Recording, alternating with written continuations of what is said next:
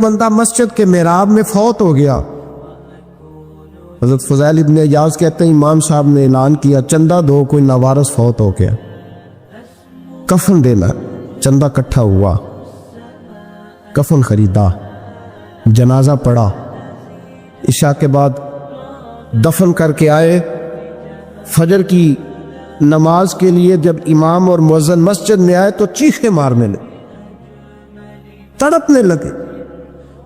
دور دور تک آوازیں پھیل گئی، دنیا دوڑی آئی. کیا ہوا؟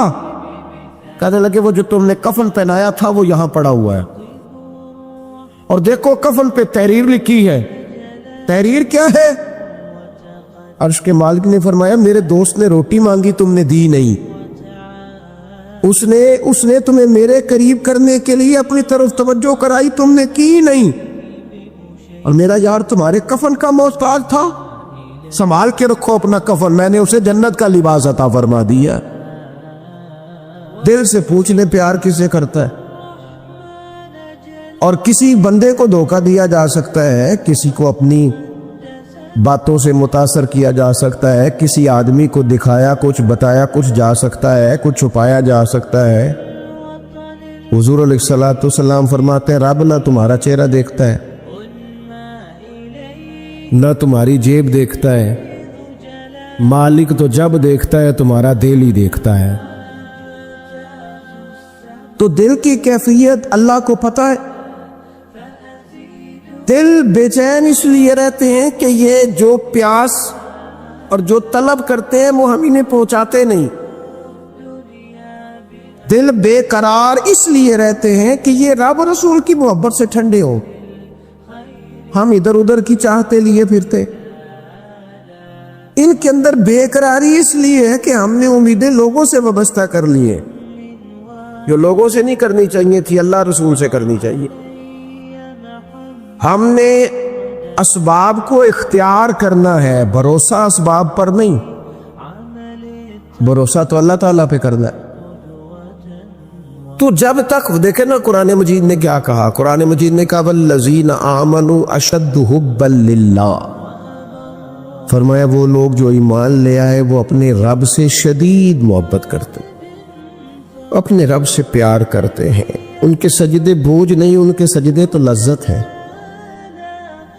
انہیں نماز کے لیے لانا نہیں پڑتا، جبر نہیں کرنا پڑتا، ان کے تو دل کھچے چلے آتے.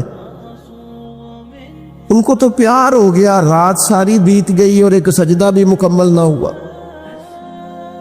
میرے دوستو خاص پیار کریں، درود شریف پڑھ کے سوئیں، مٹھی نہ کر لیں. مجھے ایک دوست کہنے لگے بندے تانے مار دینے، تو میں کہا جے کر یار دے نام دا ملے بیڑا، اونوں چولی پا لئیے پنجے سٹیے نا، تے جے کر یار دے نام دی ملے سولی، جھوٹا جھوٹ لئیے پیچھا ہٹیے نا. اور دنیا کے لیے ہم اتنے تانے کھائے ہیں، تو اگر کوئی دین کے لیے کھانا پڑ جائے تو کھا کوئی حرج نہیں. داڑھی شریف پوری ہوتی ہے مٹھی، یہ نہیں ہوتی جو آج کل ہماری اپنی مرضی کا سٹائل ہے نا، یہ اپنی مرضی کا نہیں ہے. داڑھی تو وزن ہوتا ہے، پوری مٹھی ہو تو کوئی وزن اٹھانا پڑتا ہے. تو مسئلہ کیا ہے؟ تے چھوٹی والے نے بھی بندے مولوی صاحب ہی آندے نے، تو کیوں نہ پھر بندہ پوری کر لے.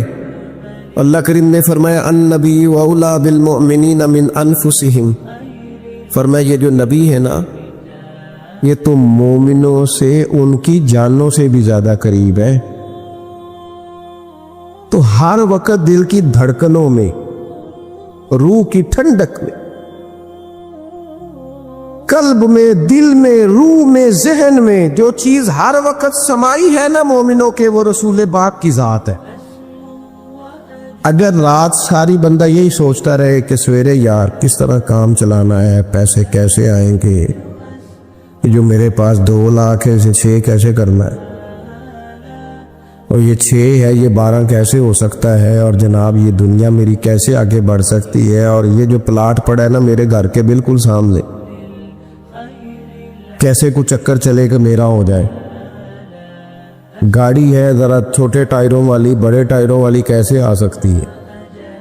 اگر 24 گھنٹے منصوبہ بندی دنیا حاصل کرنے سے دین منع تھوڑا کرتا ہے. حضور نے تو فرمایا محنت کر کے کمائی کرنے والا اللہ کا دوست ہے, منع نہیں ہے. لیکن ہر وقت اسی گنتی میں رہنا, اسی کے شمار میں رہنا, الجھ جانا, اور جو اصل چیز تھی اس کو چھوڑ جانا. ہم نا نیکی کرتے ہیں, مومن ہوتے ہیں, لیکن اس کی لذت نہیں پاتے. یعنی اگر نماز پڑھ کے بھی بندہ قرار نہ حاصل کرے, اگر وہ خیرات کر کے بھی اس کی ٹھنڈک نہ محسوس کرے, مسجد آ کے, محفل کرا کے, محفل میں بیٹھ کے, پھر بھی اس سے کوئی روحانیت نہ پا سکے. اس نے 20 علماء سنے, اس نے درجنوں خطباء سنے, اس نے ساری زندگی گزار دی, لیکن اس کے دل کی کیفیت ہی نہ بدلی, وہ لذت خاص ہی اسے نصیب نہ ہو, تو پھر اسے سوچنا چاہیے نا کہ دل میں نا اللہ تعالیٰ نے نا ہر چیز دو دو بنائی ہے. ہونٹ دو, آنکھیں دو, کان دو, ہاتھ دو, پیر, دل اللہ نے ایک ہی بنایا. یہ نہیں ہو سکتا کہ چلو ایک طرف مجھے رکھ لو, ایک طرف کسی اور کو رکھ لو.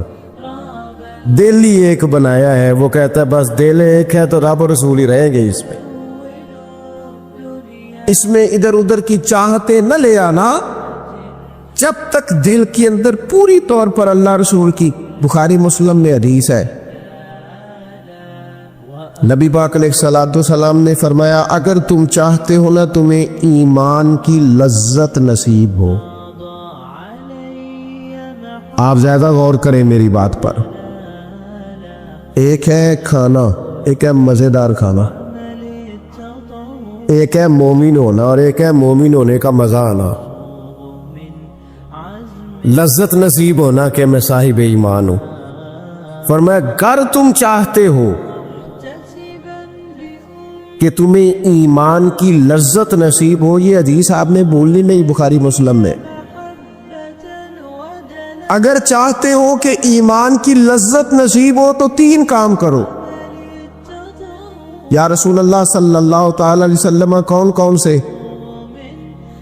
حضور فرمانے لگے پہلا کام یہ کرو کہ ہر چیز سے بڑھ کر اللہ رسول سے محبت کرو. لیکن یہ نیرا نعرہ نہیں لگانا, یہ غور کرنا ہے, پیسوں پر اچھی طرح غور کر کے سوچ لینا ہے کہ پیسے زیادہ پیارے ہیں کہ اللہ رسول. غور کر لینا. جس سے بھی پیار کرو نا اللہ رسول کی رضا کے لیے کرو. شکریہ کا تکلف بھی چھوڑ دو, وہ میرا احسان مانے گا یہ بھی چھوڑ دو, میری تعریف کرے گا یہ بھی چھوڑ دو. فقط اللہ رسول کی رضا کے لیے رشتے بنانے شروع کرو, مومن ہونے کا مزہ آئے گا. جتنے ہم شکوے کرتے ہیں نا رشتہ داروں کے, بھائیوں کے, قبیلوں کے, برادریوں کے, یہ سارے ختم ہو جائے اگر ہم محبت اللہ رسول کی وجہ سے کرنی شروع کر دیں. اگر بنیاد اللہ رسول کی رضا ہو تو ہماری طبیعتوں میں کسی کے لیے نفرت پیدا نہ ہو, بے ادبی پیدا نہ ہو, کوئی ایسا ماحول نہ ہے. کیوں کہ ہم ڈائریکٹ پیار ہی نہیں کرتے. ہم جس سے بھی پیار کرتے ہیں درمیان میں رب رسول کو رکھ کے کرتے ہیں. اور حضور فرماتے ہیں قیامت کے دن رب اعلان کرے گا, اللہ فرمائے گا وہ کہاں ہیں جو دنیا میں میری رضا کے لیے آپس میں پیار کرتے تھے. یا اللہ کیا ملنے والا ہے؟ اللہ فرمائے گا آج میرے عرش کے سائے کے علاوہ سایہ کوئی نہیں. جو دنیا میں میری رضا کے لیے آپس میں پیار کرتے تھے انہیں آج میں اپنے عرش کا سایہ عطا کروں گا. تو اگر ایمان کی لذت چاہتے ہو, ایک تو ہر چیز سے بڑھ کے اللہ رسول سے پیار کرے, ایک جس سے بھی پیار کرے اللہ رسول کے لیے کرے, اور دوسرا فرمایا مومن ہونے کے بعد, کلمہ نصیب ہونے کے بعد, ایماندار ہونے کے بعد کفر کی طرف جانا اتنا ناپسند کرے, اتنا ناپسند کرے جتنا کوئی آگ میں جانا ناپسند کرتا ہے, اتنا ناپسند. اگر یہ ذہن بن گیا پھر لذت نصیب. میں آپ سے عرض کروں میرے عزیزو, ہم نا تھکی تھکی سی زندگی گزارتے ہیں, بور بور سا وقت گزارتے ہیں، الجھے الجھے ذہن رہتے ہیں، بکھری بکھری سوچیں رہتی ہیں، ٹوٹے ٹوٹے خیالات، پختگی نئی باتوں میں، مضبوط نئی افکار۔ کسی نے مشورہ دیا تو 10 منٹ کچھ اور سوچ لیا، اگلے سے بات کی تو پھر پچھلے کی بات ختم ہو گئی۔ اپنی زندگی میں مضبوطی نہیں۔ او خدا کے بندو، ہمیں تو ایک سادہ سا اسلوب دے دیا گیا ہے کہ تم ہر چیز سے بڑھ کے رسول پاک سے محبت کرو۔ تو جب پوری طرح وہ محبت نصیب ہو جائے گی، جب پوری طرح وہ چاہت مل جائے، جب پوری طرح وہ خلوص نصیب ہو گیا، للہیت مل گئی، اللہ رسول کی بارگاہ نصیب ہو گئی، آپ یقین کریں حضور کی محبت بندے کو پکا کر دیتی ہے، اس کی سوچوں کو مضبوط کر دیتی ہے، اس کے اندر استقامت لاتی ہے رسول اللہ کی محبت، انسان طاقتور ہو جاتا ہے۔ نبی پاک صلی اللہ تعالی علیہ وسلم کے غلاموں حضرت سعد بن ابی وقاص رضی اللہ تعالیٰ انہوں نے کلمہ پڑھ لیا، ماں احتجاج پہ بیٹھ گئی، اگر تو کلمہ نہیں چھوڑے گا تو میں روٹی نہیں کھاؤں گی اتنی دیر تک جب تک تو کلمہ نہیں چھوڑتا ماں سے۔ صحابہ کرام نے شدید ٹکراؤ دیکھا ہے جب وہ مسلمان ہوئے۔ ہم تو نیکی کرتے ہیں، کوئی خیر کا کام کرتے تو شاباش ملتی ہے، وہاں یہ نہیں تھا، وہاں تو آپ نے اعلان کیا نہیں اور پتھر برسے نہیں۔ اماں بھوک ہڑتال پہ بیٹھ گئی، اب ظاہر ہے گلی محلے میں باتیں بھی ہوتی ہیں، برادری قبیلے میں بلو جی اماں ہڑتال پہ بیٹھی ہے، بھوک ہڑتال پہ۔ حضرت سعد بن ابی وقاص نے 2-3 دن دیکھا، تیسرے دن ماں بھی تھوڑی، اب 2-3 دن بندہ روٹی نہ کھائے حالت اور ہو جاتی۔ حضرت سعد جا کے اماں کے سرانے کھڑے ہو گئے، کہنے لگی اماں میں تیرے ہی پتر ہوں نا، اور مجھے سب سے زیادہ تو ہی جانتی ہے۔ اماں نے کہا اسی طرح ہی ہے، تو کہنے لگے اماں تو میرے جذبے بھی جانتی ہے، کہ پتر بالکل جانتی ہو، تو کہنے لگے تیری ایک جان ہے نا، اگر تیری 1000 بھی ہو نا، ایک ایک کر کے ساری نکل جائے تو مدینے والے کا کلمہ پھر بھی نہیں چھوڑوں گا، کیونکہ وہ کچا رنگ ہے للاری والا، جیڑا چڑھدا تے لیندا رہندا، اے عشق تیرے دا رنگ محمد چڑھ جائے پھر نہیں لیندا۔ اماں تیری 1000 جان بھی ہو نکل جائے تو یہ کلمہ میں چھوڑنے والا۔ اماں نے شام پر اٹھا، لوگ کہنے لگے اماں بھوک ہڑتال ختم، کہنے لگی میرا پتر ہے میں جانتی ہوں، یہ جو اسے یہ والی میں ہر کام چھڑا لیتی تھی، پر یہ جو پیار ہوا ہے نا یہ چھڑایا جا سکتا، یہ نہیں چھڑایا جا سکتا۔ وہ دنیا دے جھگڑے ایسا چھوڑ دیتے، سیاست دے جھگڑے ایسا چھوڑ دیتے، محبت دا جھگڑا ہے چھڑا کوئی نہیں سکتا، یہ چھڑا کوئی نہیں سکتا۔ دوستو حضور کی محبت مضبوط کرتی ہے، مضبوط طاقتور کر دیتی ہے۔ نبی پاک صلی اللہ تعالی علیہ وسلم نے فرمایا 2 آنکھیں دوزخ میں نہیں جائیں گی۔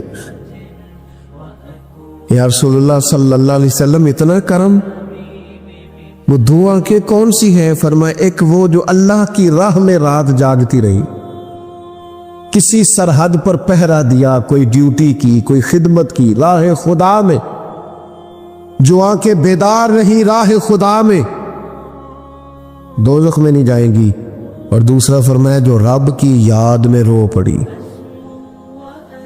جس سے خشیت آئی، جو ڈر گیا، پر ڈرا اللہ کے، آنسو فارسیل نہ ہو، کوئی اداکاری کا ماحول نہ بنائے، وہ اس طرح نہ ہو رو رو کے دعا، رکت انگیز دعا، اور فلاں کیا بات، فلاں کے بڑا رلایا اور فلاں میں بڑا درد تھا، اور فلاں کے آنسو نکل آئے اور پیر صاحب قبلہ رو ہی پڑے۔ فارسیل نہ ہو چیزیں، اداکاری نہ ہو، اس کی طبیعت پر پورا اثر ہو۔ اور جب خشیت کے ساتھ وجود کانپتا ہے، وہ کسی نے کہا تھا کہ آنسو قربت کا سبب ہوتے ہیں، جب آپ کی روح کسی کی روح سے ملتی ہے تب آنسو نکلتے ہیں۔ جب تو اللہ سے پورا جڑ جاتا ہے نا، جب رسول کائنات کی بارگاہ سے تیری پوری توجہ لگ جاتی ہے پھر آنسو بن کر دل تے پار پوے جس ویلے ادو پار بناون اکھیاں بے درداں محبوباں دے سارے ناز اٹھاون اکھیاں۔ عزیز دوست، جب آپ پورے طور پر جڑ جاتے او یارو، کتنا روئے ہیں مسلمان اقوام متحدہ کے سامنے جا کے، کتنی قراردادیں پیش کی تم نے سلامتی کونسل میں، حتیٰ کہ مسلمانوں کے جو امیر ملک تھے ان کی تنظیمیں بنی، کوئی مسلمانوں کی داد رسی کو نہیں پہنچا۔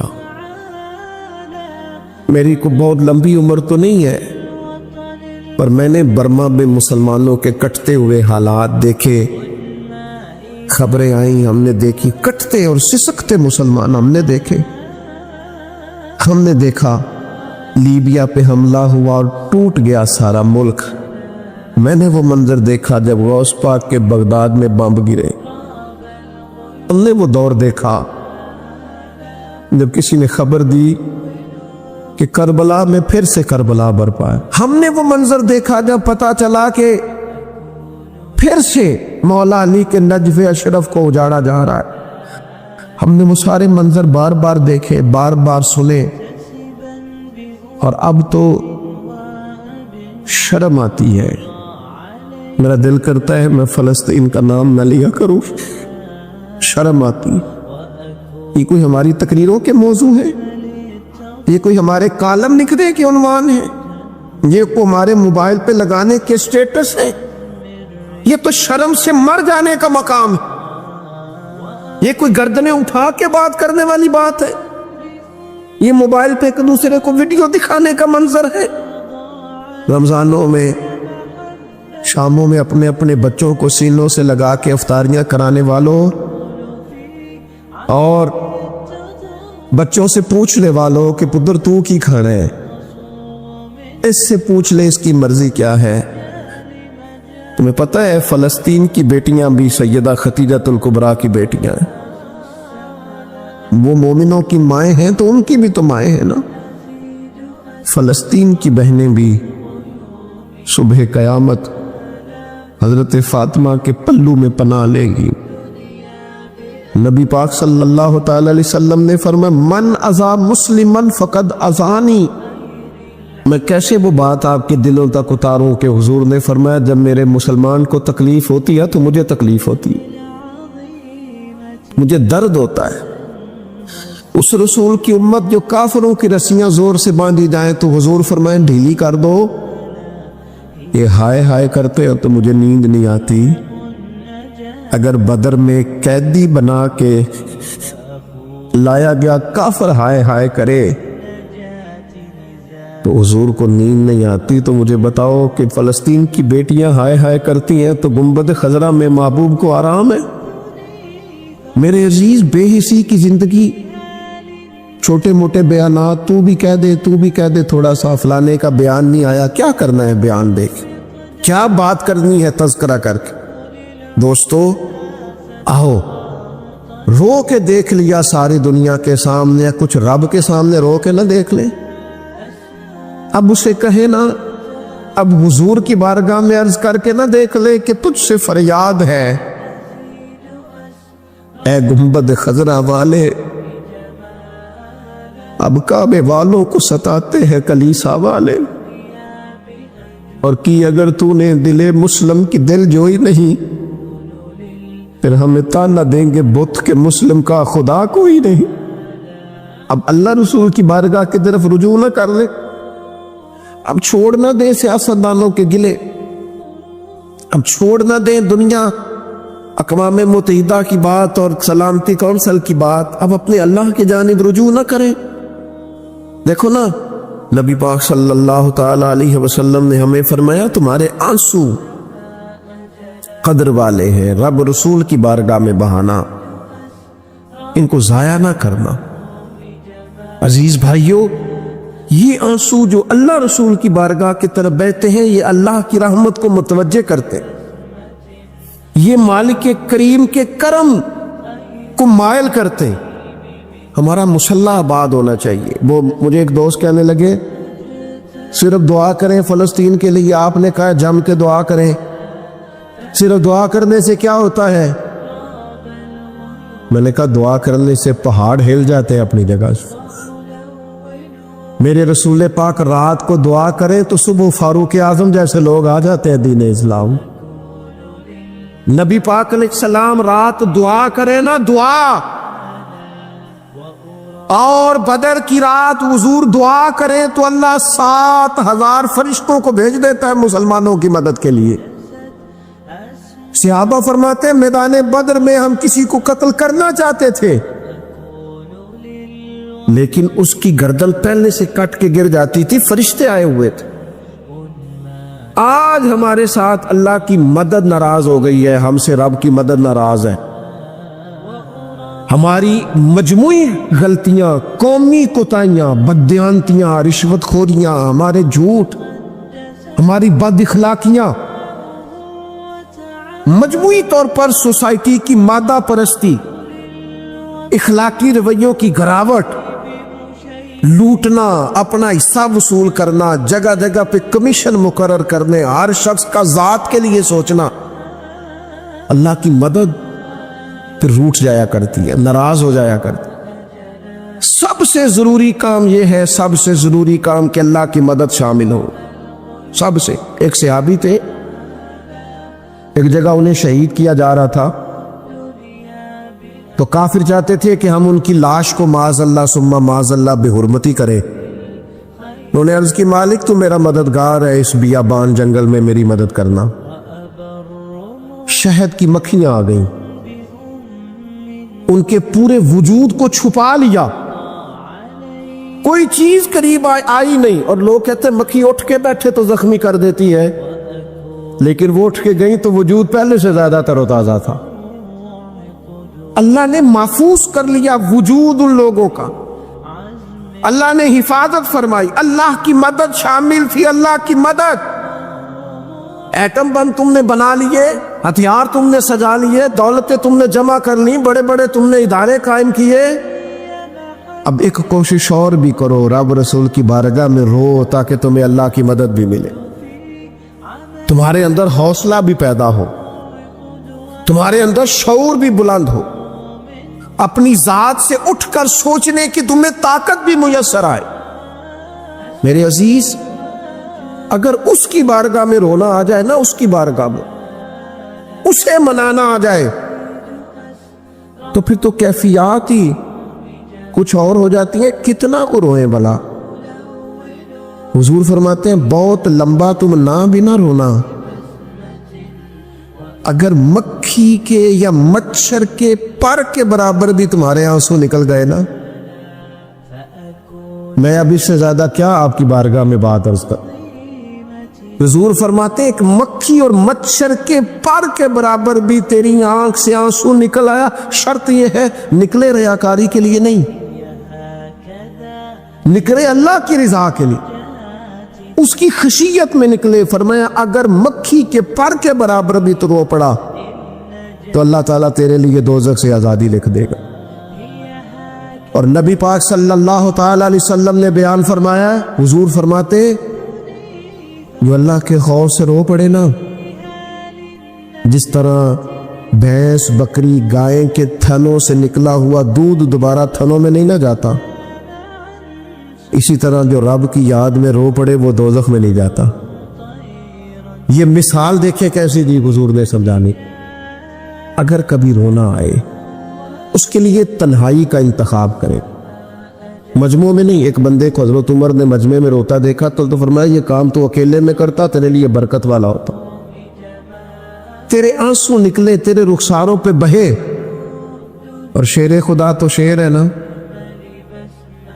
حضرت مولا علی شیر خدا فرماتے اگر تیری آنکھوں سے کبھی آنسو نکلے نا اللہ کی یاد میں، حضور کی محبت میں، تو فرمایا ان آنسوؤں کو پوچھنا نا، ان کو چہرے سے صاف نہ کرنا، یہ تو آنسو اس قابل ہے کہ تیرے رخساروں پہ رہے، یہ تو روشنی ہے تیرے چہرے، ان کو پوچھنا نا۔ حضرت علی رضی اللہ تعالیٰ عنہ نصیحت کرتے ہیں انہیں رہنے دے، یہ آنسو بڑا قیمتی ہے، کہ نکلا تیری آنکھ سے ہے پر کسی کا ہو کے نکلا ہے، نکلا تیری آنکھ سے ہے پر کسی کے لیے نکلا، نکلا تیری آنکھ سے ہے پر اس نے تجھے بتایا ہے کہ تیرے وجود میں، تیری دھڑکنوں میں، تیرے جذبات میں کسی اور کا بھی حصہ ہے۔ یہ رب رسول کی رضا کے لیے چھلکا ہے۔ وہ حضرت شیخ سعدی رحمت اللہ تعالی علیہ آپ مہمان نواز بڑے تھے۔ حضرت سعدی کچھ لوگ نا بڑے مہمان، سارا دن یہی سوچتے رہتے ہیں کسی کو کھلانا کیسے، یعنی دنیا آوے کھا کھا جاوے تے راضی ہوئے بلا۔ تو حضرت سعدی مہمان نواز بڑے تھے، تو قرضہ چڑھ گیا۔ قرضہ صرف مہمانوں کو کھانا کھلانے کا ہی تھا۔ تو ایک دن سارے ہی قرض کھا کے بیٹھ گئے، کہنے لگا بابا پیسے دیں گے تو جائیں گے، پیسے رکھ۔ سب جھگڑا کر رہے ہیں۔ حضرت سعدی کہتے ہیں وہ مطالبہ کر رہے ہیں پیسے دو اور مجھے ٹینشن ہے، ان کو کھلایا پلایا کچھ نہیں۔ تھوڑی دیر گزری تو ایک بچہ آ گیا کچھ بیچتا بیچتا، اس نے آ کے کہا نوجوان نے کہ جناب میں مجمع دیکھتے ہیں تو بعض لوگ بیچنے والے آ جاتے ہیں، اس نے وہ چیز بیچنے کے لیے سامنے کی تو کہنے لگا لینی ہے، تو حضرت فرمانے لگے میرے مہمانوں کو دے دو کھا لیں۔ انہوں نے دے دی۔ اب وہ کہنے لگا پیسے، تو حضرت بڑے پریشان ہوئے، کہنے لگے بیٹا آپ بھی بیٹھ جائیں، یہ بھی سارے پیسے لینے ہی آئے ہیں، ان کو ملیں گے آپ کو بھی مل جائیں گے۔ تو وہ نوجوان رو پڑا کہنے لگا حضرت صاحب میں تو یتیم ہوں، بہنیں اور ماں انتظار کر رہی۔ حضرت بڑے پریشان ہو، یہ کیا ہو گیا؟ فٹافٹ سوچنے لگے کہیں سے بندوبست ہو اور اس کو میں فارغ کروں۔ وہیں بیٹھے تھے کہ ایک عقیدت مند نذرانہ لے کے آیا، ڈھیر سارا نذرانہ پیش کیا۔ حضور میرا دل کرتا ہے، اور حضور کا فرمان ہے جو بن مانگے ملے وہ اللہ کی طرف سے، اسے قبول کرو جو بغیر چاہت کے آئے۔ تو اس نے نظر پیش کی تو وہ ڈھیر سارا نذرانہ تھا، حضرت نے جن کے پیسے دینے تھے سب کو دیے، اس کو بھی دیے، سب قرضے ادا کر کے بھی تھوڑے سے بچ گئے۔ تو ایک بندہ صاحب دل تھا، کہنے لگا حضرت ہم بڑے دنوں سے آ رہے تھے، پیسے نہیں مل رہے تھے، آج کیسے مل گئے؟ فرمانے لگے تم میں کو رونے والا کوئی نہیں تھا، ایک بھی رونے والا ہو تو باقیوں کا کام بھی۔ سنو نا، حدیث ہے بہقی شریف میں، حضرت حیثم بن مالک رضی اللہ تعالیٰ عنہ فرماتے ہیں نبی پاک علیہ السلام خطبہ دے رہے تھے، تقریر فرما رہے تھے، حضور کی باتیں دلوں کے میل کچیل اتارتی چلی جا رہی۔ فرماتے ایک شخص نبی پاک علیہ السلام کے سامنے بیٹھ کر حضور کی گفتگو سن رہے تھے، وہ رو پڑے، ساری گفتگو چھوڑ کے نبی پاک صلی اللہ تعالیٰ علیہ وسلم کی توجہ اس شخص کی طرف ہو گئی۔ ہوا کیا ہے؟ وہ تقریر سنتے، بات سنتے بس رو پڑے۔ تو نبی پاک علیہ السلام فرمانے لگے آج اگر وہ سارے مومن بھی یہاں موجود ہوتے جن کے گناہ پہاڑوں کے برابر وزنی ہوتے تو اس ایک بندے کے رونے کی وجہ سے اللہ سب کی بخشش فرما دیتا۔ اور نبی پاک علیہ السلام فرمانے لگے یہ رویا ہے تو اس کے رونے پر فرشتے بھی روئے ہیں، اور فرشتے دعا کر رہے ہیں کہ اے اللہ یہ جو نہیں روتے نا ان کے حق میں ان کی سفارش قبول کر لے جو تیری بارگاہ میں روتے ہیں، جو تیرے حضور عرض گزار ہوتے ان کی سفارش قبول کر لے، ان کے حق میں قبول کر لے۔ وہ بڑا رو لیا ہے فیکٹری کے مالک کے سامنے، بڑا رو لیا امیروں کے سامنے، مالداروں کے سامنے، تگڑے رشتہ داروں کو مائل کرنے کی بڑی جد و جہد کر لی۔ کچھ وقت سحری میں اٹھ کے رب کے حضور نہ روئے، کچھ وقت سحری میں سجدہ لمبا نہ کریں اس کی بارگاہ میں، کچھ دعائیں اس کے حضور نہ مانگیں۔ میں کہوں گا ماؤں سے پریشان ہے بیٹے، سحری میں دامن پھیلا دو رب کی بارگاہ۔ میں کہوں گا والد سے سفارشیں تم نے بڑی ڈھونڈ لی، جد و جہد بڑی کر لی، یاروں سے بڑا کہہ لیا کہ بیٹے کو باہر بھیجنا ہے، کوئی کاروبار ٹھیک کرنا ہے، اب کچھ دروازہ اللہ کی رحمت کا بھی تو کھٹکھٹاؤ نا۔ اور میرے نبی پاک علیہ السلام نے گارنٹی دی ہے، فرمایا ماں باپ اولاد کے لیے جو بھی مانگے اللہ اپنے فضل سے عطا فرماتا ہے۔ اللہ کی بارگاہ کی طرف رجوع کریں، زیادہ توجہ رب کی جانب، اتنا نہ دوڑے بندوں کے پیچھے، اتنا نہ منائیں بندوں کو، اللہ کی طرف توجہ، اپنے رب کی بارگاہ میں رونا ہے، اللہ رسول کے حضور حاضر ہونا ہے۔ آپ دیکھیے کس قدر جم کے صحابہ حضور کی محبت میں آنسو بہاتے۔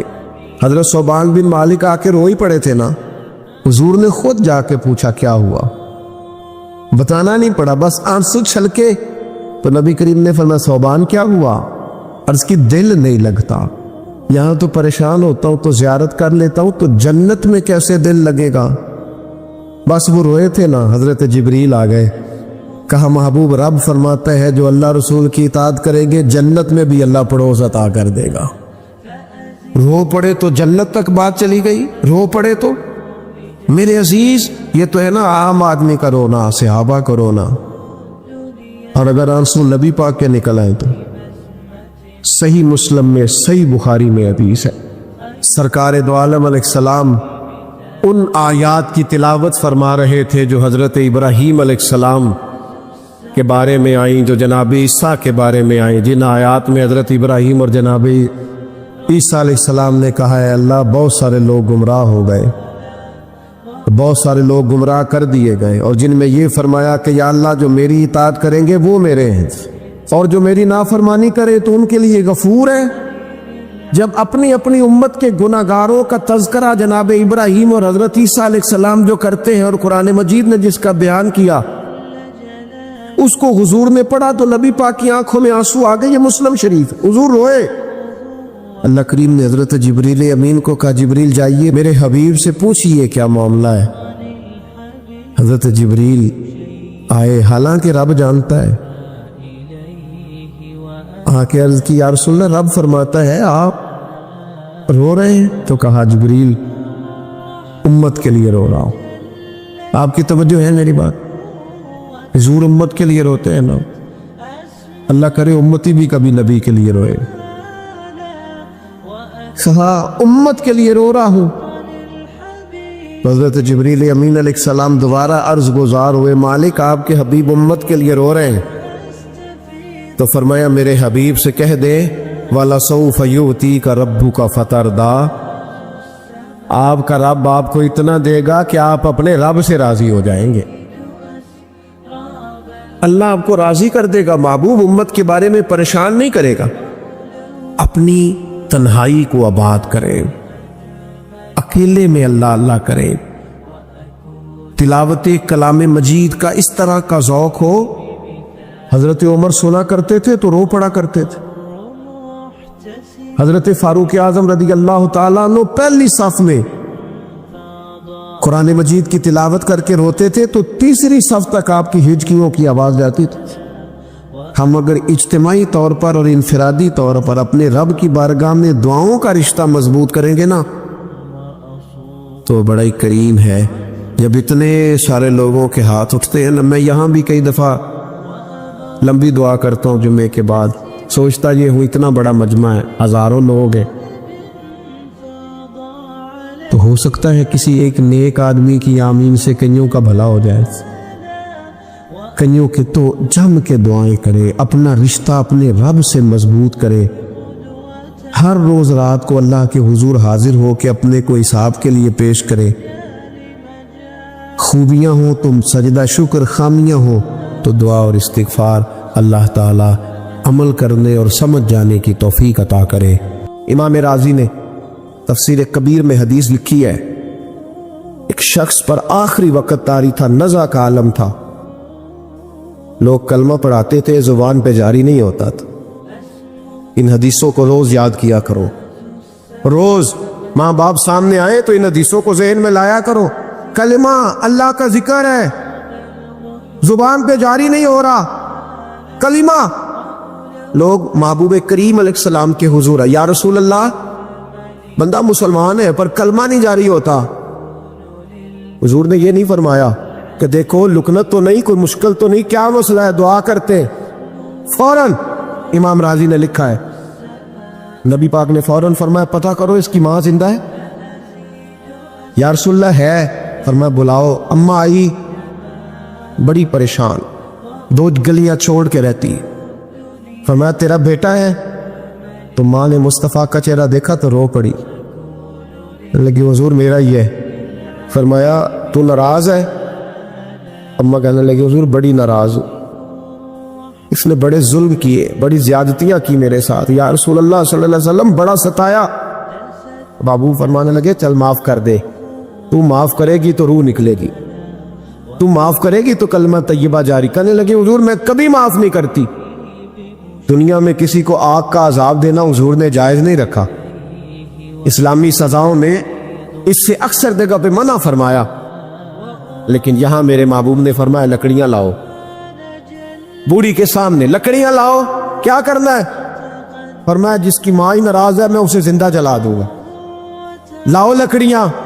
صحابہ اٹھ کے جانے لگے، ابھی 2 آدمی دروازے سے بھی نہیں نکلے تو بول پڑی، کہنے لگی نہ حضور اسے جلایا نہ جائے، حضور جلانا نہ۔ فرمایا چل معاف کر دے۔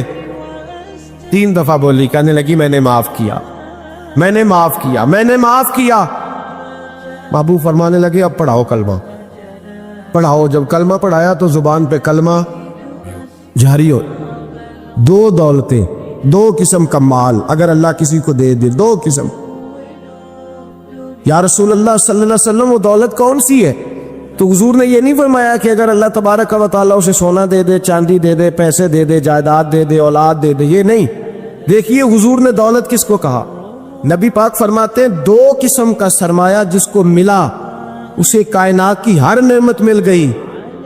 اور حضور نے فرمایا میں اپنے غلاموں کو نصیحت کرتا ہوں یہ 2 دولتیں ایسی ہیں جو اللہ سے مانگا کریں، صبح و شام رب کریم سے ان 2 پیسوں کا، سرمایے کا، اس خزانے کا سوال کریں، یہ مل گئے تو تمہیں ہر شے مل گئی۔ یا رسول اللہ وہ کون کون سی چیزیں ہیں؟ فرمایا ایک جس شخص کو اللہ نے معاف کرنے کی دولت عطا کر دی، جو معاف کرنے لگ گیا، جس کی طبیعت میں درگزر آ گیا، جو معاف کرنے لگا، غلطیاں معاف کرنے لگا، جس کو ایک دولت یہ مل گئی۔ اور دوسرا میرے مصطفیٰ نے فرمایا جسے اللہ نے یقین کی دولت عطا فرما دی، جس کو یہ 2 دولتیں مل جائیں، ایک درگزر کرنا، دوسرا رب رسول پہ یقین کامل رکھو، اسے کائنات کی ہر شے مل گئی۔ میرے نبی پاک نے فرمایا جب بھی دعا مانگو خدا سے یہ 2 نعمتیں مانگا کرو، عرض کیا کرو اے اللہ درگزر کی دولت عطا فرما، اے اللہ تو ہمیں یقین کی دولت عطا فرما، ایمان کی قوت اور پختگی نصیب فرما۔ میرے بھائی حضور نے فرمایا مانگ کے لو۔ کمزور ایمان والا شخص کسی کام کا نہیں ہوتا۔ جس آدمی کے ذہن میں شک کا بیج ایک دفعہ جنم لیتا ہے وہ آدمی تو غلام سے بدتر ہے۔ بے کیف سجدہ، روٹھی روٹھی سی عبادت، اس کی زندگی کیفیات سے خالی ہے۔ جس شخص کو پتہ چل جائے نا لوگ میرے مخالف ہیں، اس کا تو سجل رہتا ہی کوئی نہیں۔ اصل بات یہ ہوتی ہے کہ یہاں سوچ بیٹھا ہے کہ دنیا میرے خلاف ہے، یہاں مخالفت یہاں بیٹھ گئی ہے، 2 بندے باتیں کر رہے ہیں تو پریشان ہے، میرے خلاف ہی لگے ہوئے، میری بات ہو رہی ہے، کیونکہ اصل تکلیف کہاں ہے؟ اور اگر یہاں یقین کامل ہو گیا نا کہ سارے مجھ سے پیار ہی کرتے ہیں، تو پھر 2 بندوں کو بات کرتا دیکھیں گے تو یہی سوچے گا میری تعریفیں کر رہے تھے، کہہ رہے تھے کیا ہی بات ہے اس کی۔ او بھائی یاد رکھیں، یہاں اپنے آپ کو اطمینان دیں، یقین کی دولت دیں، قرار کی دولت دیں، سکون کی دولت دیں، یقین، اطمینان۔ اگر آپ کو ایمان اور یقین حاصل ہو تو پھر دعا کریں اللہ اس پر استقامت عطا فرمائے، پھر اس پہ ڈٹ جائے۔ نبی پاک صلی اللہ علیہ وسلم نے فرمایا میں اس بات کا خوف نہیں کرتا کہ میری امت کمزور ہو جائے گی، اس بات کا ڈر نہیں کہ پیسے ختم ہو جائیں، نہ یہ خوف ہے کہ بھوکی مرے گی۔ حضور کس بات کا خوف ہے؟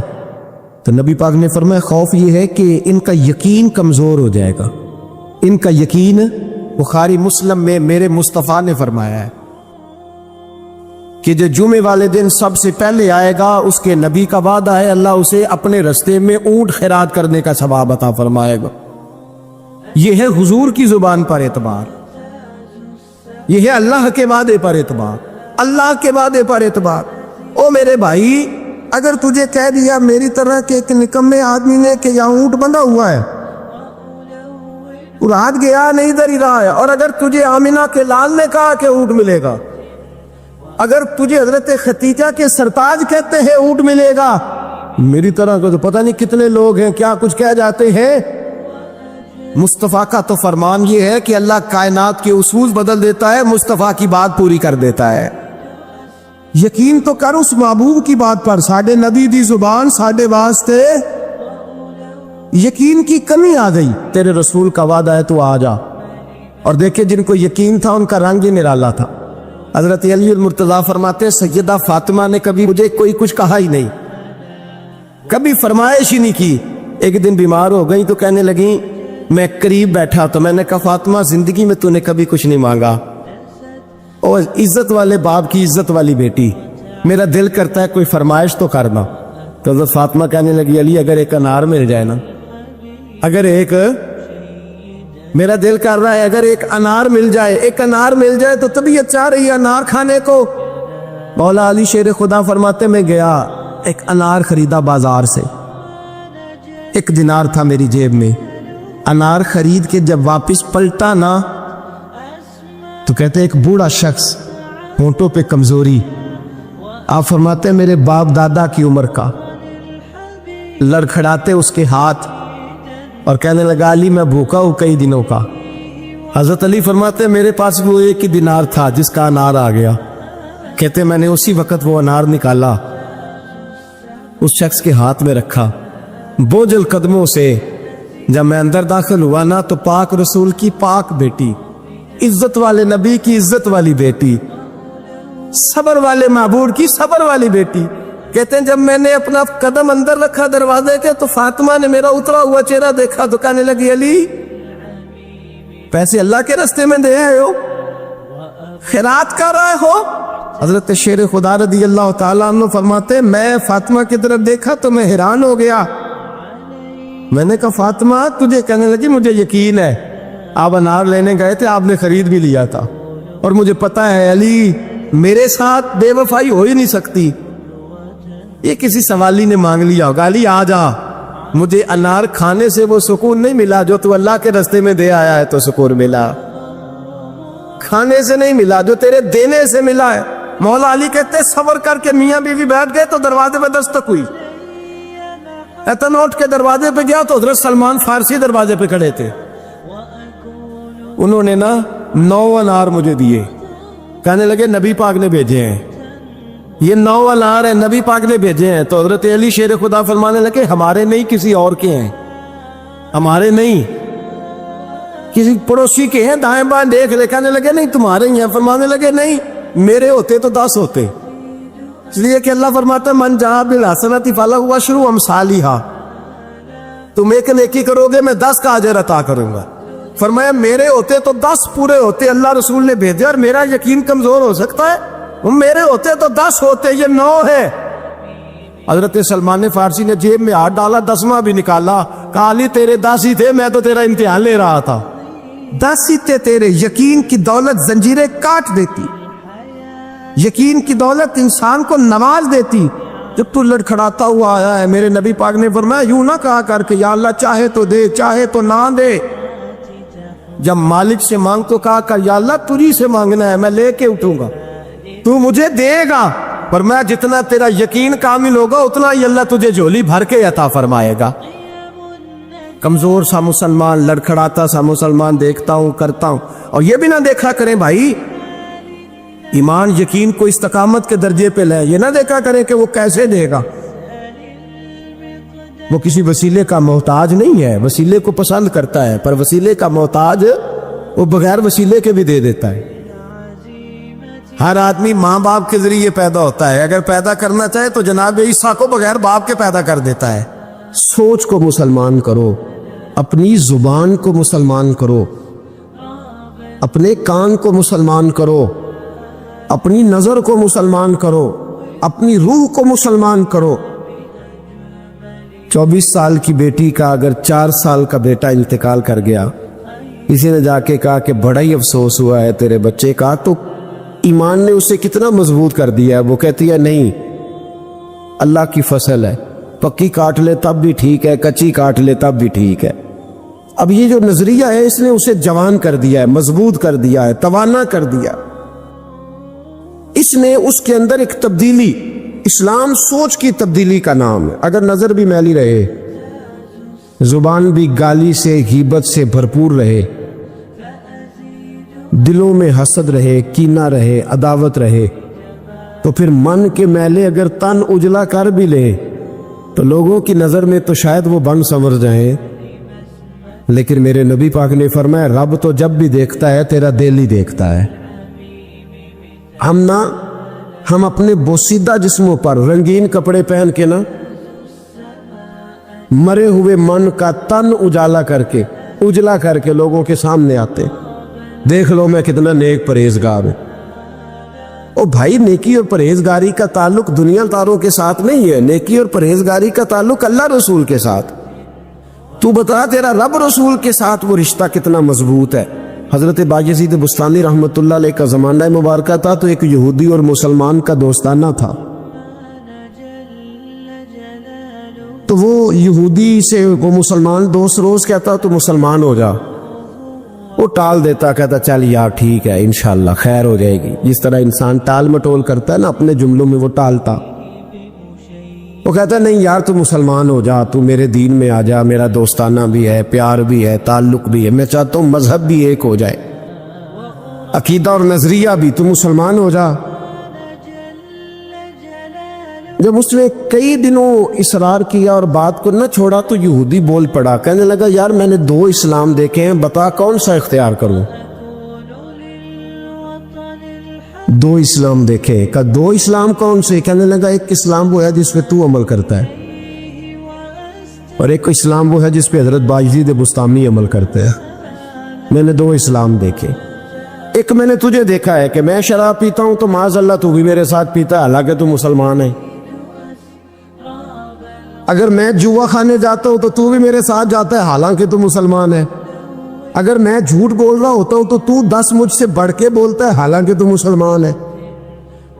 اگر میں چوک میں کھڑے ہو کر معاذ اللہ بہن بیٹی بہو پہ گندی نظر ڈال رہا ہوتا ہوں تو بھی ڈال رہا ہوتا ہے، حالانکہ تیرا دعویٰ ہے کہ تو مسلمان ہے۔ ہم دونوں پارٹنر ہیں، بزنس کرتے، جہاں سے حرام کمائی میں کھاتا ہوں تو بھی وہیں سے کھاتا ہے، حالانکہ تو مسلمان ہے۔ کہنے لگا ایک اسلام تیرا ہے اور ایک اسلام حضرت بایزید بستامی کا ہے، اس کی میں نے نظر کو بھی پاک دیکھا ہے، جسم کو بھی پاک دیکھا ہے، روح کو بھی پاک دیکھا ہے۔ مسلمان جائیں تو ان کو بھی اس کے پاس سکون ملتا ہے، بے ایمان چلے جائیں تو اللہ دولت ایمان عطا فرما دیتا ہے۔ ایک اسلام تیرا ہے، ایک اسلام حضرت بایزید کا ہے، تو بتا کون سا دین قبول کروں؟ اگر تو تیرے والا اسلام ہے تو پھر تو اس میں کوئی مسئلہ نہیں، کلمہ ہی ایک پڑھنا ہے، لا الہ الا اللہ محمد رسول اللہ صلی اللہ علیہ وسلم، باقی تو سارے کام وہی ہیں، یہودیوں والے، عیسائیوں والے، کافروں والے، تو ٹھیک ہے پڑھا دے، پڑھ لیتا ہوں، ایک کلمے کا فرق ہے۔ اور اگر اسلام وہ ہے جو حضرت بایزید کا ہے تو پھر تو نہ میرے ساتھ گفتگو کر، پر حضرت بایزید کو کہے مجھے آ کے کہے، اس لیے کہ اگر اسلام وہ ہے جس کی حضرت بایزید جس پر عمل کرتے ہیں تو میں کل بھی کلمہ پڑھنے کو تیار ہوں، میں آج بھی کلمہ پڑھنے کو تیار۔ مسئلہ یہ بن گیا ہے کہ ہم بڑے تگڑے مسلمان ہیں، تگڑے، لیکن حال یہ ہے کہ رمضان میں جب سموسے بکتے ہیں نا، جو رمضان میں بھی سموسے بکتے ہیں، جس نے روزے رکھا ہوا ہے دکاندار نے، وہ بھی گندے تیل میں سموسے نکال رہا، گندے تیل۔ رمضان مبارک میں بھی جو پکوڑے بیچ رہا ہے نا، تو اس نے وہ والا بیسن خریدا ہے جو سب سے سستا ملتا ہے۔ اے مسلمان، یہ نہیں سب اس کو کوئی بندہ کہہ دے تو مسلمان نہیں، تو گریبان سے پکڑ لے گا، گرا لے گا۔ جو چوک میں کھڑا ہے نا، چوک میں بچیوں کے اسکول سے چھٹی ہوئی ہے، کالج سے چھٹی ہوئی ہے، تو جو چوک میں کھڑا ہے اگر آپ اسے بے ایمان کہیں گے تو وہ آپ کو لٹا کے ڈنڈوں سے مارے گا، حالانکہ کھڑا چوک میں ہے، تاڑ رہا ہے مسلمانوں کی بہو بیٹی کو، پر آپ بات کرے وہ کہے گا سب سے بڑا مسلمان میں ہوں، تو کیا ہوتا ہے؟ ہمارے حکمران کہتے مولانا آپ ہم پہ فتویٰ دیتے ہیں، ایک بولتا ہے کہتا ہے میرے گھر میں تو خانہ کعبے کا غلاف پڑا ہوا ہے، ایک کہتا ہے میرے پاس تو مسجد نبوی شریف میں جو صفائی ہوئی تو وہاں سے انہوں نے جو ریاض الجنہ کا قلین اٹھایا وہ میرے پاس پڑا ہے۔ ایک پاکستان کا صدر ایسا بھی گزرا ہے، کہتا ہے مجھ سے زیادہ نیک کون ہوگا، میں تو 6 دفعہ کعبے کے اندر گیا ہوں۔ یہ اعلان کرتے ہیں۔ او خدا کے بندے، کعبے کا غلاف پاس ہونا اگر ایمان کی علامت ہوتی تو کعبہ تو سارے کا سارا ابو جہل کے پاس تھا، اگر مسجد نبوی کا کلین پاس ہونا علامت ایمان ہے تو عبداللہ بن ابی سلول جو منافقوں کا سردار تھا وہ تو 5 نمازیں نبی پاک کے پیچھے پڑھتا تھا، تو رہتا ہی ریاض الجنہ میں تھا۔ اور اگر خانہ کعبہ کے اندر جانا ایمان کی علامت ہے تو 360 بت تو بڑا زمانہ رہے ہی اندر ہیں، باہر آئے ہی نہیں۔ یہ کس قسم کا فلسفہ ہے ہمارا؟ ہم کس قسم کا انداز رکھتے ہیں؟ بھئی اسلام یہ ہے کہ تیرے اندر تبدیلی آئے، اسلام یہ ہے کہ تو کسی کو حقیر نہ جانے، اسلام یہ ہے کہ پھر صہیب اور بلال اور عمر ایک صف میں کھڑے نظر آئیں، اسلام یہ ہے کہ حضرت سیدنا ربیعہ بن کعب رضی اللہ تعالیٰ عنہ، کالا رنگ، موٹے ہونٹ، چپٹی ناک، حضرت ربیعہ بن کعب رضی اللہ تعالیٰ عنہ، بڑا خاندان نہیں، بڑی برادری نہیں، پڑھے لکھے نہیں، لیکن پھر اسلام اس کا نام ہے کہ نبی پاک کی وہ غلامی کرے، اور حضور ان سے کہہ دے کہ جاؤ فلانے سردار سے کہہ دو جا کے کہ میں تیری بیٹی کا نکاح اپنے اس کالے رنگ کے غلام سے کرنا چاہتا ہوں، تو وہ غلام جا کے پیغام دے تو باپ اور ماں تو مہلت مانگے سوچنے کی اور کہیں شام کو بتائیں گے، اور بیٹی بول کے کہیں نہیں یہ کفر کا دور نہیں، یہ اسلام کا دور ہے۔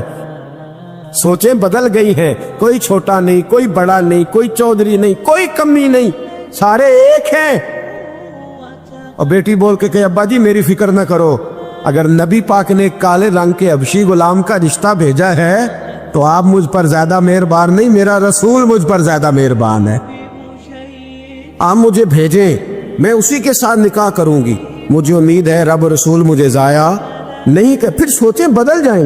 حضرت ربیعہ کہتے ہیں میں وضو کراتا تھا رات کا، میرے نبی پاک نے فرمایا شادی کیوں نہیں کرتا؟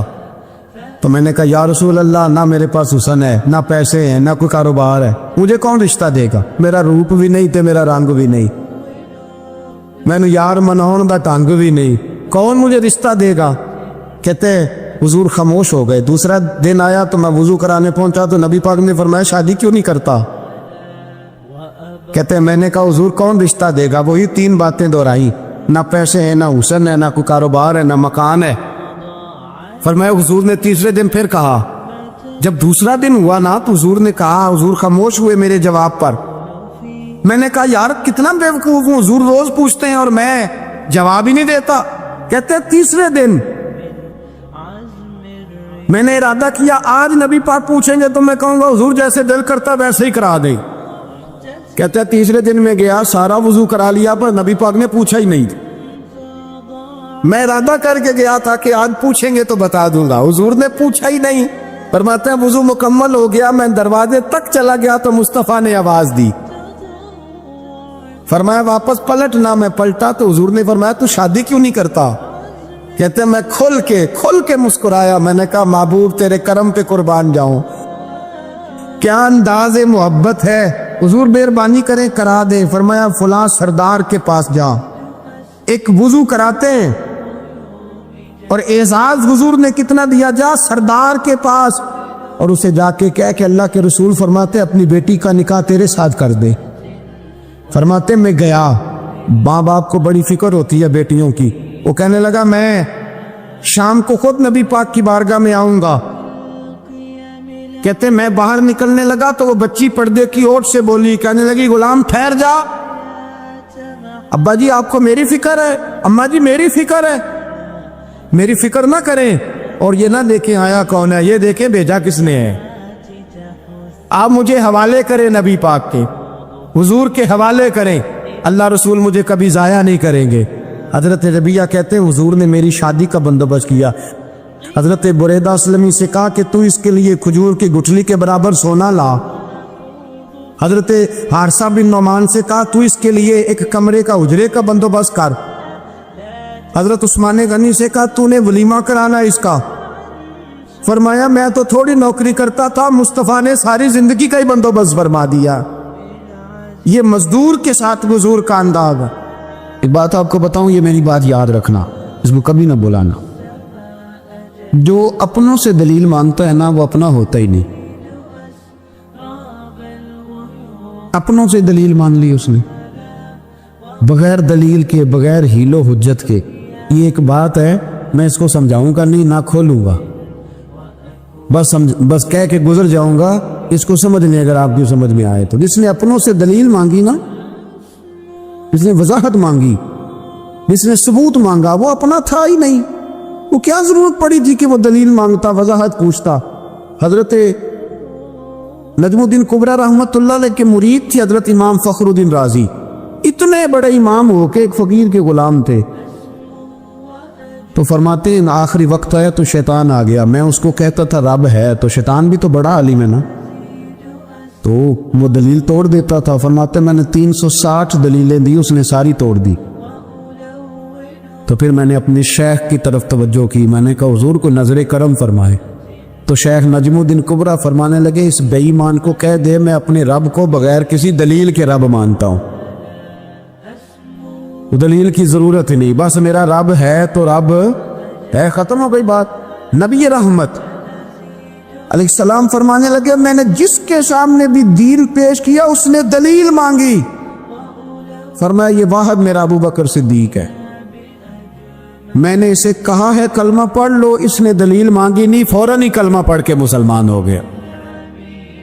کوئی دلیل نہیں، کوئی معجزہ نہیں، کوئی طلب نہیں، کوئی شے نہیں.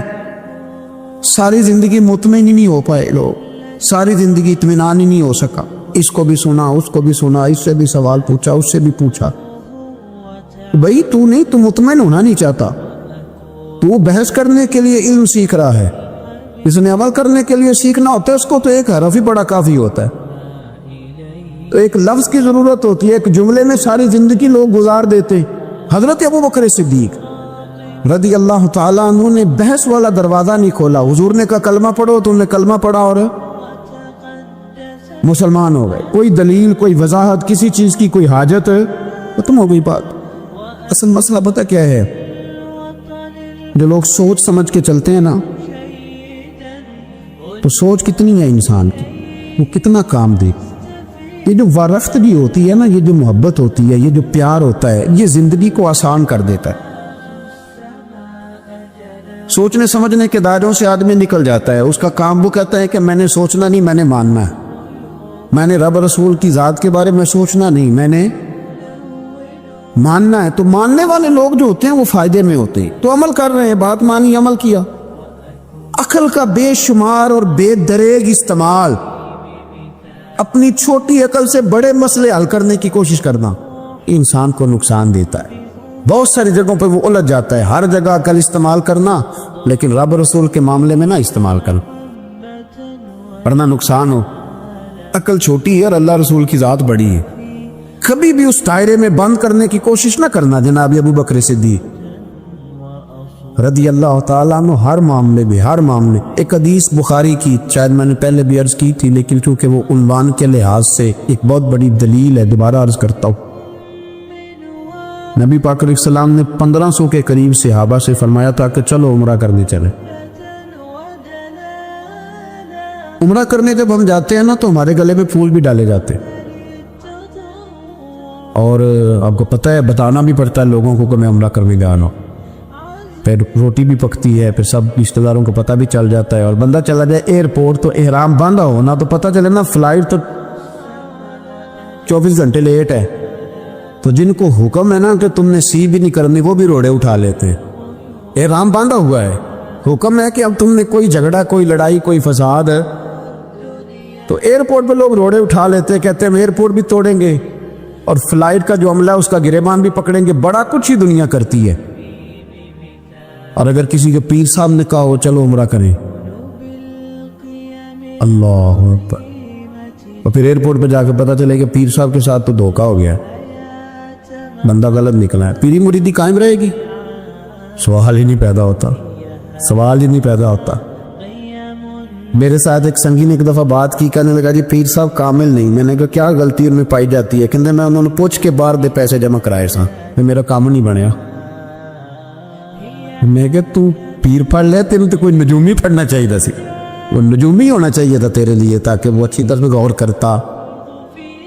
جی آپ کو پتہ ہے نا اہل سنت میں کتابیں بھی نکلتی ہیں. کئی لوگ کہتے ہیں یہ کوئی کتاب کٹ کے دسو. میں کیوں کسی لکھی نہیں تو کٹیے کی تو وہ کون سی کتاب ہے جو آپ کہہ رہے ہیں نکالیں اور ذرا بتائیں کہ فلانا کام میرے لیے ٹھیک رہے گا کہ نہیں؟ ایک استخارہ ہے دین میں، اور استخارے کا بھی بابت معاملہ یہ ہے کہ آپ نے استخارہ کر لیا، اس کے بعد بھی آپ حتمی فیصلہ نہیں کریں گے۔ بزرگ کہتے ہیں کہ استخارہ کر کے بھی یہ کہو کہ جی میری سمجھ میں یہ آیا ہے، باقی حقیقتوں کا علم اللہ جانے، اللہ کا رسول جانے صلی اللہ علیہ وسلم، حقیقتوں وہی جانتے۔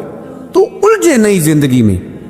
1500 کے قریب صحابہ تھے، حضور نے فرمایا احرام باندھو بھائی، عمرہ کرنا ہے۔ حدیبیہ کے مقام پہ گئے تو قریش مکہ نے روک لیا، نہیں کرنے دیں گے۔ جب بات بہت آگے بڑھی تو پھر شرطیں لکھی گئی۔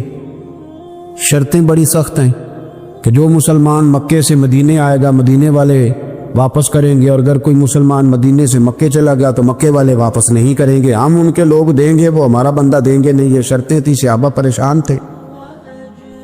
اب جب شرطیں طے ہو گئیں، شرطیں بھی سخت ہیں، نبی کریم علیہ السلام نے فرمایا بھی احرام کھول دو، فلائٹ کل نہیں جانی، پرسوں نہیں جانی، یعنی عامی سفر میں عمرہ کار ہی نہیں رہے، احرام کھول دو۔ تو امام زرقانی کہتے ہیں سب لوگ پریشان تھے۔ سب سے پہلے حضرت ابو بکر صدیق اٹھے، سب سے پہلے اٹھے، اٹھ کے احرام کھولا۔ ایک شخص نے کہا آپ کو بڑی جلدی ہے، تو آپ فرمانے لگے جلدی والی بات ہی کوئی نہیں، حضور کے کہنے پر باندھا تھا، نبی پاک کے کہنے پر کھول دیا ہے، ختم ہو گئی بات۔ حضور نے فرمایا باندھ لو تو ہم نے باندھ لیا، حضور نے کہا کھول دو تو ہم نے کھول دی، جلدی والی کیا بات ہو۔ صحیح بخاری کے لفظ ہیں، حضرت عمر کہتے ہیں کہ میری سمجھ میں بات نہیں آتی تھی، دب کے صلح کیوں کریں، ہم تو 313 تھے، تو ہم نے بدر میں ان کو بھگا دیا تھا، اب تو ہم 1500 ہیں، تو ہم ان سے قتال کریں گے، لڑائی کریں گے، جنگ ہوگی۔ حضرت عمر فاروق رضی اللہ تعالیٰ عنہ فرماتے ہیں حضور نے شرطیں طے کر لیں، بات لکھی گئی، میں نبی پاک کے حجرے میں داخل ہوا، خیمہ لگا ہوا تھا، میں نے جاتے ہی اپنی جذبہ جہاد کا اظہار کیا اور بڑے جلال میں یا رسول اللہ آپ سچے رسول ہیں؟ بالکل سچا ہوں، قرآن سچا ہے، بالکل سچا ہے، اسلام سچا ہے، بالکل سچا ہے۔ حضور ہم دب کے صلح کیوں کرے؟ نبی کریم علیہ السلام نے فرمایا عمر تجھے تیری ماں روئے، میں اللہ کا رسول ہوں، میں وہی کہتا ہوں جو میرا رب مجھے حکم ارشاد فرماتا ہے۔ کہتے میں نے فوراً عرض کی یا رسول اللہ صلی اللہ علیہ وسلم آپ نے فرمایا نہیں تھا کہ عمرہ کریں گے؟ تو حضور نے فرمایا کہا تھا عمرہ کریں گے، یہ تو نہیں کہا تھا کہ اسی سال ہی کریں گے، کریں گے تو کریں گے۔ جناب عمر کہتے میں واپس تو آ گیا، پر وہ میرے اندر جو جذبہ جہاد تھا ابھی ٹھنڈا نہیں ہوا۔ حضور مجھے کیسے پتا چلے گا کہ میرا ذکر قبول ہے؟ تو کہنے لگے جب تو نے پہلی دفعہ ذکر کیا تھا نا، اور اس ذکر الہی کے بعد تمہیں دوبارہ ذکر الہی کی توفیق ملی تھی، تو رب نے وہ پہلا قبول کیا تھا تو دوبارہ توفیق عطا فرمائی۔